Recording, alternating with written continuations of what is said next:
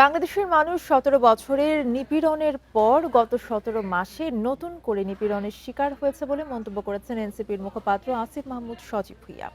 দুপুরে কুমিল্লা দেবিদ্বারে আয়োজিত সমাবেশ এবং নির্বাচনী পদযাত্রায় কথা বলেন তিনি।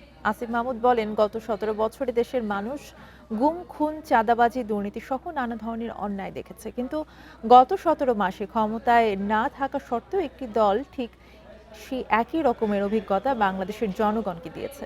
এ সময় তিনি আরো বলেন, এনসিপি প্রত্যন্ত অঞ্চলের অলিগলি থেকে উঠে আসা নেতৃত্বে গঠিত দল, তাই তারা মানুষকে বিভ্রান্ত করতে চায় না। দেশের মাটি ও মানুষের সমস্যা জানার পাশাপাশি সেগুলোর বাস্তববাদী সমাধান এনসিপি জানে বলেও উল্লেখ করেন দলটির মুখপাত্র।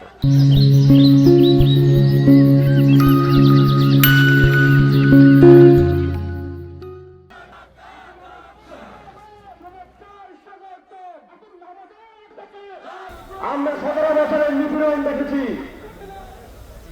বাংলাদেশের মানুষ ১৭ বছরের নিপীড়নের পর গত ১৭ মাসে আবার আরেক ধরনের নিপীড়নের শিকার হয়েছে।